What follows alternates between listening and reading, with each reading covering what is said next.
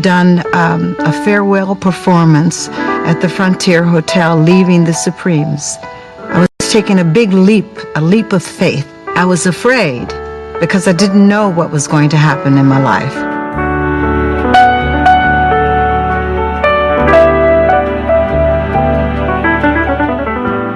"33 years ago, Berry Gordy decided to put together this project for me to be my debut as a movie actress. Wait a minute. What'd you say your name was? Eleonora. Ella. Ella who?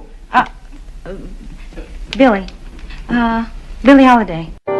I've always thought that if you believe in me, I can do whatever you think that I can do. Berry Gordy believed in me. Hey, Mr. Is the boss around? You're saying goodbye to him. Bye-bye. Hey, but look, I work in the neighborhood area, and I'd be willing to quit working and come up here and work for you. Yeah, I'd be very happy to quit, too. Come on, honey. Hey, but I can sing. It was like a big challenge for me, you know, to do something brand new, something special. I mean, Diana Ross really went into the woodshed to become Billie Holiday. I mean, she was not just showing up on the set every day. I mean, she immersed herself. I never studied acting. I had never read a script before. I made it my story, not Billie Holiday's story. I made it real for me, as if I was living each of those moments. When it was time for me to do the film, I spent a lot of time in my research, trying to understand it, owning it. But one of the things that I didn't want to do is to try to copy Billie Holiday. I didn't want to try to copy her sound. I didn't try to imitate it in any way. I just lived with the music for almost a year before we actually recorded the music. Was able to really weave through music and weave through her songs the real Billie Holiday that so many people didn't know about and that others did know about. So she was telling a story through song and through the words.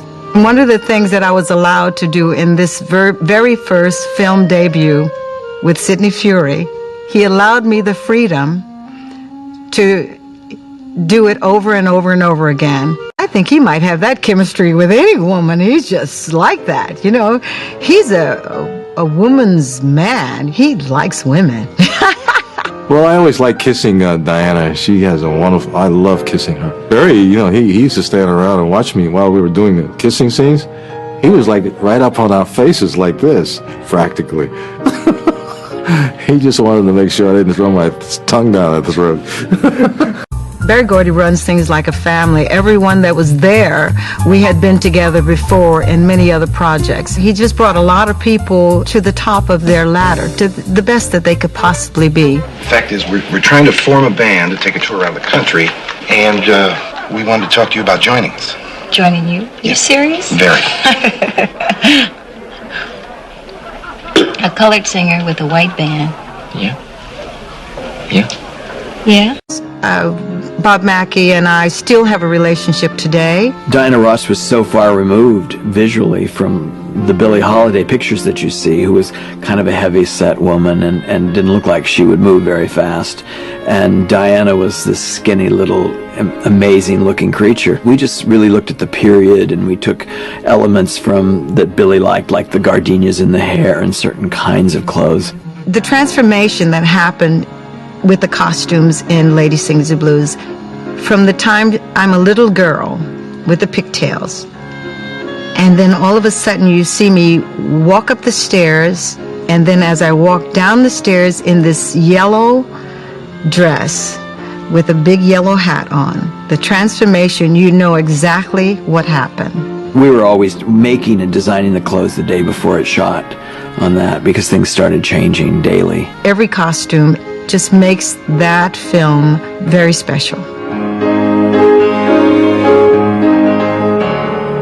This was a special film. This is a film that it brought to light a lot of things that were going on in the community.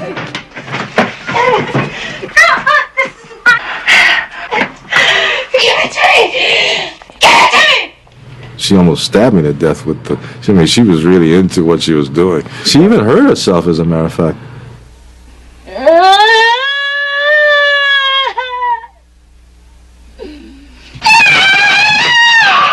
I decided to really do that scene. And I threw myself up against the wall, and they forgot to lock the door.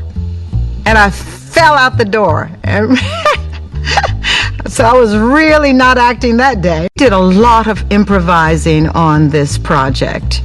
That whole scene with Richard Pryor, when we were in the room, and I said, you know, who's knocking at the door? And all that was all improvised, Richard and I. My father is all right. You know, he never did whip me. You want to know why? Because he wasn't there. He met my mom. Me, man. And We coming! Me? Me, it's me. I really wish I could have won the Academy Award, because I would have stood up there and thanked him for just so much he's done for me. He really has made it so that I'm here today, and maybe this is a good way for me to thank him for all that he's done for me. I don't know that I get big lump that any of the people from Motown has given him the credit that he's due. You know, he's done so much for Motown and for Detroit, and just for so many Afro-American people, and that he's just not getting the credit that he deserves. Timeless story. It's about one of the greatest singers that ever lived and came about in America, Billie Holiday. So it's a story that will live forever because of the great minds that were behind the scenes on this film. They're still screaming out there.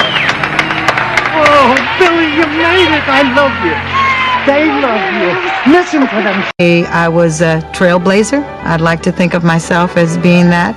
My generation was able to lead the way for the young girls today to make movies, fine movies, good movies that will be classic films that will be out there forever. It was a great experience.